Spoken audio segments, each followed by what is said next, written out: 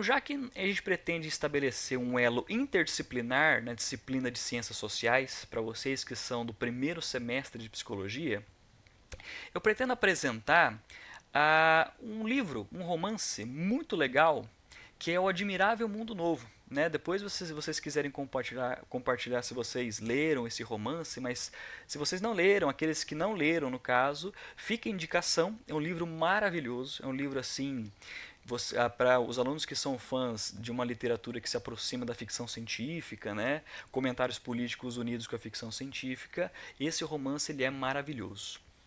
Gente, o conceito central dessa nossa primeira aula, ela vai ser coisificação. É, a pergunta que a gente vai responder, né, a pergunta que a gente vai tratar aqui, levantar para vocês pensarem a respeito é: o ser humano, durante a história, hoje, né, a gente pode pensar, ele é coisificado? Ele é tratado como um instrumento, uma coisa, um objeto, uma ferramenta? Por que eu trago isso, né? Muitas vezes, na nossa vida diária, quando seja as instituições, né, de uma forma geral, as pessoas, os amigos, os colegas, eles falam sobre o mercado de trabalho, a gente pensa o seguinte, né? A gente pensa que muitos comentários e muitas pressões, né, a respeito disso dizem o seguinte, que a gente precisa ser bem prático, bem pragmático, voltado para gerar resultados imediatos e de forma bastante efetiva. Então, se a gente quer entrar no mercado de trabalho, as pessoas falam para a gente ser bem prático, focado e para gerar resultados a todo momento, né? Mas ao mesmo tempo que a gente mergulha nesse mundo, mergulha nesse objetivo, digamos assim, a gente esquece de fazer uma pergunta que eu acho que é uma pergunta muito importante, né? Quais são as habilidades, potencialidades que estão sendo ignoradas quando eu caminho por essa via de uma forma muito cega? Vou repetir. Quando eu sou convencido de que eu preciso ser muito prático, muito pragmático para gerar um resultado muito imediato, né, e muito efetivo, quais habilidades e quais potencialidades minhas eu estou ignorando? Quais habilidades e potencialidades estão sendo ignoradas? Nesse mundo, quais aspectos de mim, quais os meus aspectos estão sendo ignorados, estão sendo negligenciados. Então, nesse momento, quando a gente pensa que a gente precisa seguir essa via, né, a gente é pressionado a seguir essa via, a gente se sente coisificado, porque a gente se sente apenas como uma ferramenta, um instrumento bastante pragmático, bastante útil, digamos assim, só que tem diversas outras habilidades, diversos outros aspectos da vida humana que poderiam, digamos assim, tornar a nossa experiência social, a nossa experiência muito mais rica. E nós estamos falando aqui, a gente vai ver aqui, elementos do afeto, elementos da cultura, que são importantes em si mesmos. Né? A gente esquece das coisas que são importantes em si mesmas. Aspectos, por exemplo, que nos ajudam a entender melhor a nossa história cultural, a nossa herança cultural, nosso pertencimento político e cultural, mas que às vezes negligenciam porque são coisas que muitas vezes a gente escuta falar, né, que não dão dinheiro ou que não levam a lugar nenhum. Mas a gente tenta, a gente estuda as disciplinas de humanidades no ensino médio, na faculdade, porque o ensino médio e a faculdade reconhece que além de você estar caminhando para a via de ser um profissional no mercado de trabalho, você ainda está contido num conjunto maior que é o conjunto da comunidade política. Então é exigido também, ou pelo menos é necessário que tenhamos habilidades sociopolíticas, habilidades sociais, habilidades que nos tornam, né, cidadãos, né, que enfatizam essa ideia de que estamos sendo formados como também cidadãos. Né? Somos profissionais, mas ao mesmo tempo somos cidadãos com participação política. Beleza, gente? Então, nesse sentido, vamos analisar um enredo assim do Admirável Mundo Novo e como essa coisa como esse aspecto da coisificação fica bastante marcado, beleza? Depois eu vou estabelecer os elos, né, de alguns aspectos artísticos.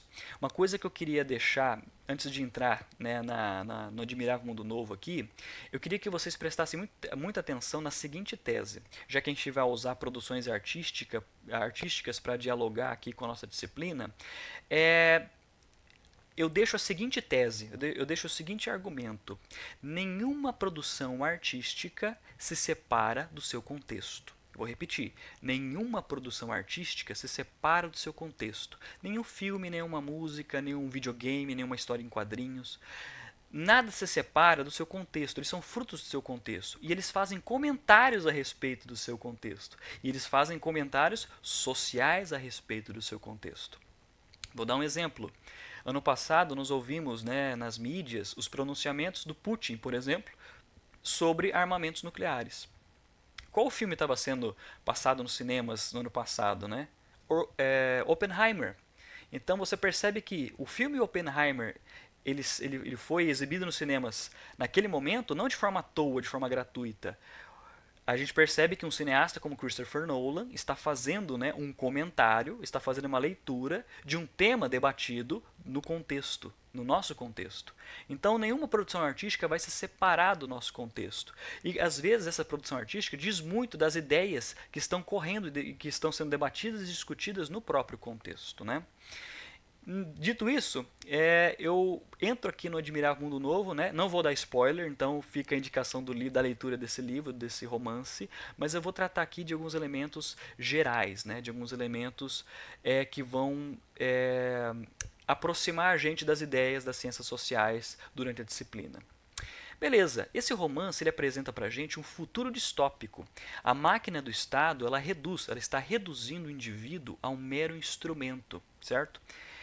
Bom, se um ser humano aqui nesse mundo ele é um mero instrumento, ele é uma peça, ele é uma coisa, ele é um objeto, ele é um parafuso numa grande estrutura, logo ele é fabricado, certo? Se ele é um instrumento, ele é algo, se ele é um objeto, ele é fabricado. Mas nesse mundo, essa fabricação, ela é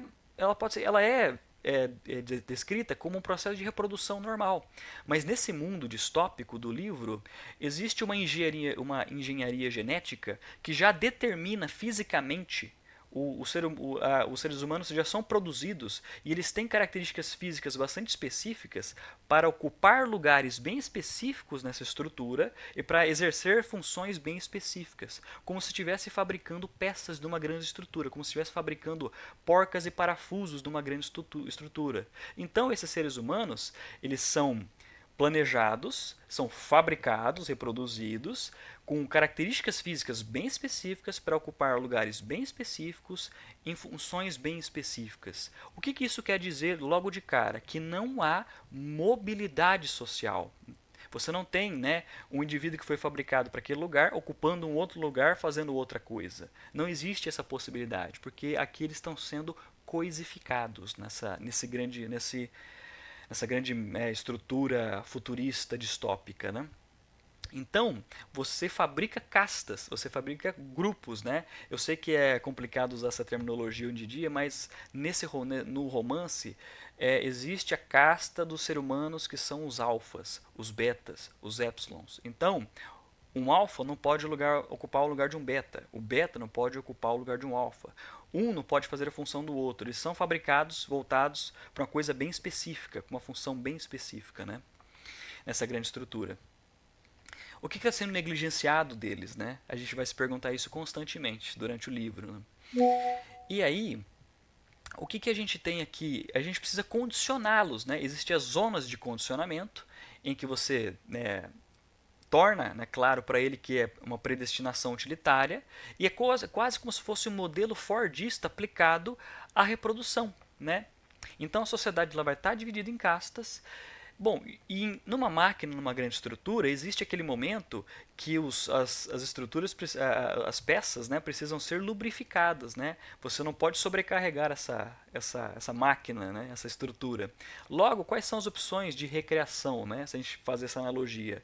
O momento que a gente lubrifica as nossas forças quando nós descansamos, né? E quais são as opções de descanso, recreação, prazer, hobby deles nesse futuro distópico, né? Terrível. As opções de recreação são unicamente sensoriais. Nesse livro, eles vão para um tal de cinema sensorial. O que é o cinema sensorial? É um cinema que é uma sala de cinema normal, só que no lugar de filmes com enredos, tramas entre personagens, você tem cenas em que a pessoa que está assistindo a tela de cinema ela vai sentir sensorialmente o que está acontecendo na cena, na tela. Então, por exemplo, se as pessoas estão sentadas e estão vendo alguém tomar um picolé de limão, eles vão sentir da cadeira do cinema o sabor do picolé do limão.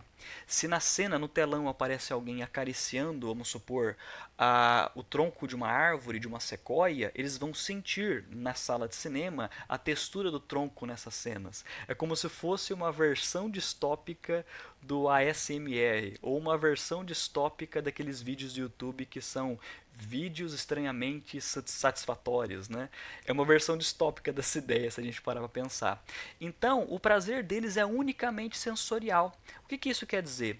Significa que essa grande estrutura social manipuladora, ela está, digamos assim, investindo no prazer que é mais fácil, mais rápido, mais imediato, porque não existe prazer mais rápido e imediato do que o prazer dos sentidos.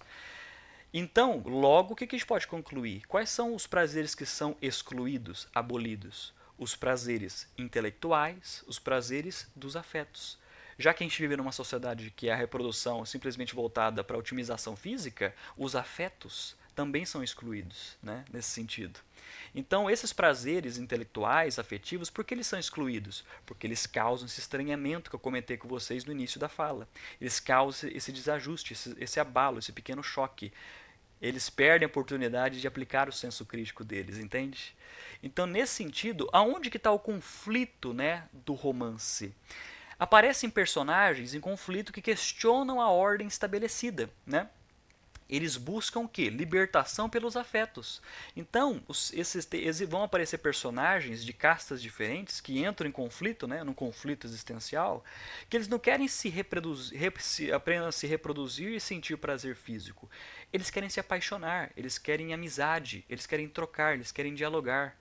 Então, nesse sentido, você tem personagens que estão buscando a libertação dessa grande estrutura coisificadora pela via dos afetos, pela via de novas vivências e pela via da cultura. Vai haver uma situação em que um personagem vai acessar um canto excluído da cidade, onde ele encontra um livro do Shakespeare. Então ele descobre o prazer intelectual, ele descobre o prazer afetivo e intelectual, e isso causa, né, um choque, um estranhamento, faz com que ele faz com que ele nutra, que ele estabeleça alimente esse desejo de libertação pela cultura e pelos afetos, né? E a gente vai perceber